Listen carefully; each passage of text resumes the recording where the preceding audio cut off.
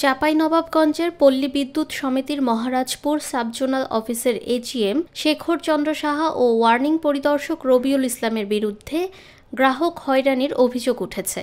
অভিযোগকারীদের দাবি, নিয়ম মেনে কাগজপত্র জমা দিয়েও মিটার সংযোগের আবেদন অকারণে বাতিল করা হচ্ছে।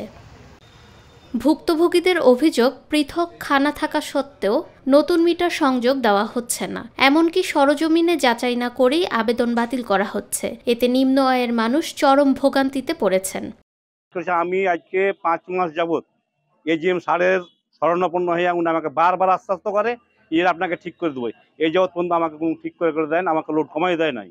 এই পর্যন্ত এজিএম সাহেব এখন ছুটিতে, আমি দেখা করতে আসলাম, ওনাকে নাকি ছুটিতে আছে, ট্রেনিং আছে, ঢাকায় আছে। এই যে আইডি কার্ড দিয়ে আমার সব কিছু হচ্ছে, কিন্তু এই যে আবেদন করে গেলাম, আমার বাড়ি যে দেখাইলো আবেদনটা, তারপর এসে আমার আবেদনটা বাতিল করছে।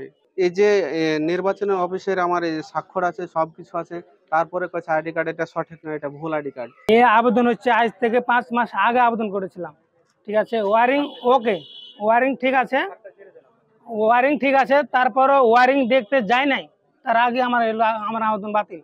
শুধু ব্যক্তিগত গ্রাহক নয়, শিক্ষা ও সামাজিক ধর্মীয় প্রতিষ্ঠানগুলো একই সমস্যায় পড়েছে। অতিরিক্ত অর্থ আদায়ের অভিযোগও তুলেছেন অনেক গ্রাহক।